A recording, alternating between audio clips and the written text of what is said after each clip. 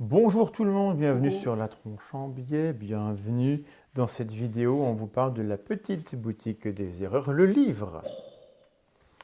Qu'est-ce que c'est comme objet, Vlad? Parlez-nous de ce livre. Eh bien, il s'agit d'un objet de qualité de supérieur, hein? 30 cm sur Un je sais grimoire. pas combien. 30? Non. Quelque chose Ça comme fait pas ça 30 cm, hein, vous êtes un vrai homme, vous. Hein. Oui, c'est vrai. Bon. Je ne suis pas très fort avec ça.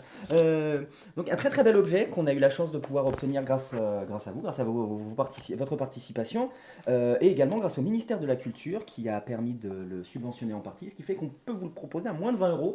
Et ça nous fait super plaisir, d'autant plus que la qualité de l'objet est quand même assez remarquable. Voilà, un objet pareil à 18,50 €, vous n'en avez pas, donc merci au ministère qui nous a soutenus pour ça. Ça a payé les artistes. Et donc les artistes, il y en a beaucoup, je vais laisser Vlad vous donner la liste des gens qui ont participé à ce projet. Il y a tous ceux qui ont participé à la création des vidéos, donc Pierrick notamment, Julien Swol et Nicolas Jean. Et puis cette création des vidéos a inspiré les gens qui ont écrit, enfin qui ont fait Anne en l'occurrence, qui a fait la bande dessinée. Qu'est-ce qu'on a comme dans l'équipe, Vlad? Alors on a Miles Light quand même qui a participé au costume. Qui a participé au costume, Corentin Sabre qui a géré le financement participatif. Il y a également pour le coup vraiment pour le livre, Thomas Sédurant et Vlad Tapas pour l'écriture. Ah non, bon. Après, Vlad Tapas, vous verrez que c'est très réduit. J'ai juste écrit un chapitre, on en parlera peut-être un petit peu plus tard. Pour la bande dessinée, nous avons Mischief de l'âtre. Sur des conceptions graphiques de Luca Bobenrit ainsi que Loki Jackal qui a participé à la création des costumes. C'est lui qui a imaginé les designs des costumes. Oui. À la relecture, nous avons Sophie, Luca Bobenrit, Francine Cordier ainsi que Alexandre Varin et Julien Svol qui a également pris des jolies petites photographies pour le livre. Voilà. Et qui donc ne s'est pas chargé que... Il y a quelques photos des personnages. Voilà. Il n'y a pas que du dessin. On remercie les éditions H&O qui ont accepté ce projet un peu fou, un peu compliqué. C'est quand même un objet très hybride. Hein. Vous les trouverez dans vos librairies normalement, mais comme c'est un objet très particulier, peut-être qu'il faudra que vous le commandiez. Et je remercie Alex qui a fait la passerelle entre la STEC et l'équipe créatrice et l'éditeur. Et on a eu une liberté absolue sur le bouquin. On a pu choisir nous-mêmes les artistes qu'on avait envie de mettre en avant. On a pu avoir la mise en page qu'on voulait. Donc c'est vraiment un objet dont on est très fiers. Merci à Henri Olivier, H&O. C'est pour ça et qui nous a fait confiance. Alors maintenant, l'idée c'est que ces livres, il y en a un certain nombre. Combien, Alexandre, allons-nous proposer au hasard d'offrir aux gens qui nous suivent? Je ne sais plus combien on doit en offrir. Alors, nous allons en proposer, je ne sais plus si c'est 5 ou 6. On va en faire 10. On va en offrir 10. C'est bon, on va en faire 10, ça fera plus que prévu, vous avez de la chance. Voilà. C'est-à-dire que plus de 10% de ceux qui ont proposé pourront en avoir un. Plus de 10% des méritants auront un livre, parce que voilà, je veux qu'on soit un peu généreux. Si vous voulez en commander un deuxième, faites-le, vous pourrez l'offrir. À l'approche des fêtes. Et donc, c'est fait dans les conditions du direct. J'allume ma petite caméra qui va surveiller ce qui se passe. Vlad, tu as devant toi un téléphone. Qu'est-ce que c'est? Un téléphone de qualité supérieure avec une application de dés parce qu'on est neuneux tous les deux et qu'on a oublié nos dessins à la maison. Oui, on voulait tirer ça au hasard, mais on n'a pas de dés, donc on a une application. Et on en a à la maison. À quoi ça sert d'être au liste si on oublie nos dés? Franchement, on devrait toujours en avoir sur nous. Et sur l'ordinateur, Alexandre nous a mis la liste des gens qui sont dans la catégorie de ceux qui peuvent... qui sont éligibles au gain de la cagnotte de la tombola de la petite boutique des erreurs. Ceux qui ont choisi le ticket gold. Le ticket gold. Alors, écoute, tu vas nous lance les dés, on aura les résultats en direct. Oui, c'est bien, allez. Nous avons le 55, et on relève là, et le 55. Numéro 55. Bravo. Tu es Maxi _42. Bravo Maxi42, tu as gagné un livre. C'est le numéro 1, Maxi42, le 55. Et pendant ce temps-là, vas-y, lance. Alex Orchamp est en train de noter tout. Ensuite, le deuxième, c'est le 22. 55-22. Il s'agit de Tamara Rebout. Tamara, bravo, vous avez gagné un livre, comme les autres. Allez hop, on continue, parce qu'on en a encore 8 à faire. Le 86. 9. 86. Ah, c'est 9, ça? 89, bon, d'accord. Il s'agit de Laurent et Toiti. Laurent et Toiti, je crois que vous avez gagné un livre. Ensuite. Incroyable. 70 plus 0. Je me demande combien ça fait. Maf. Il s'agit de Sa Mohamed. Bravo Sa Mohamed. Bravo. Tu gagnes. Vous avez gagné un livre. C'est un livre que vous avez gagné. Bravo. 90.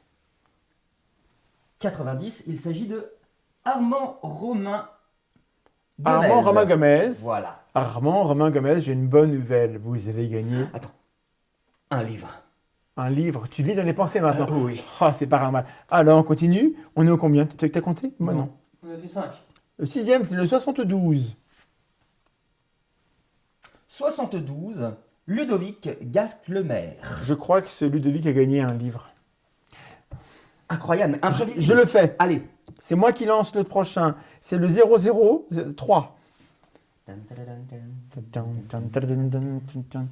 Il s'agit de Guillaume Bonavo. Bravo Guillaume Bonavo, tu as gagné un livre. Vous avez gagné un livre. 37. On en était 7.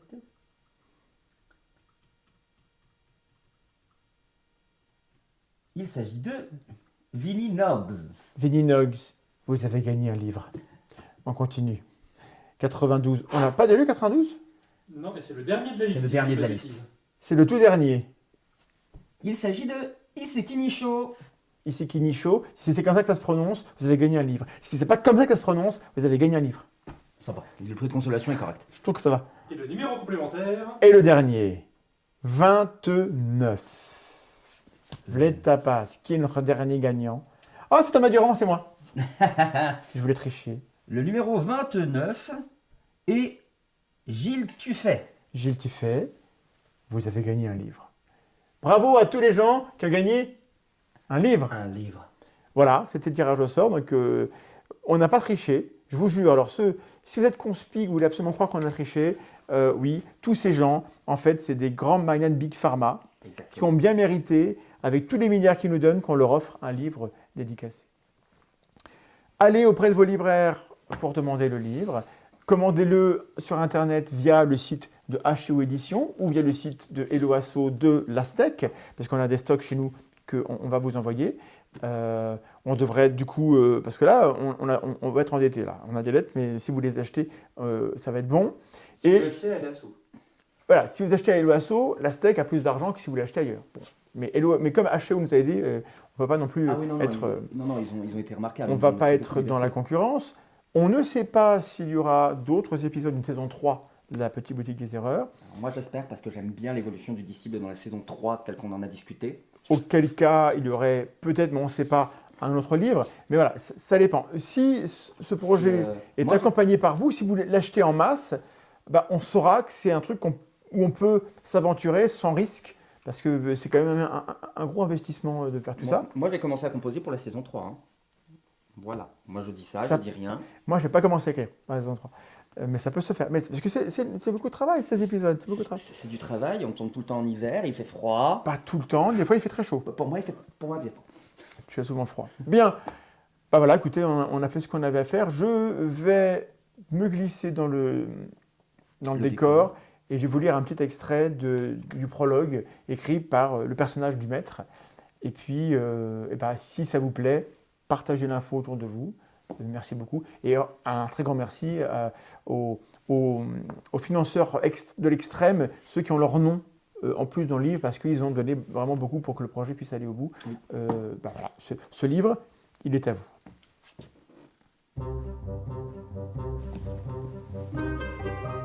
Extrait du chapitre sur la musique. Déjà, je vous informe que si vous avez envie de jouer le générique tel qu'il a été composé, il y a la partition en entier avec le générique dans son intégralité et tous les instruments.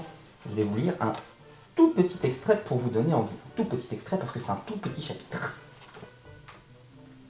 Lorsque je suis chargé de composer la musique d'un projet comme celui-ci, j'ai toujours accès à des éléments qui ne figureront pas forcément dans le produit fini, mais dont les sous-entendus peuvent apporter beaucoup aux spectateurs. C'est doublement vrai lorsque je travaille avec Thomas, dans la mesure où je suis partie prenante du projet dès sa genèse.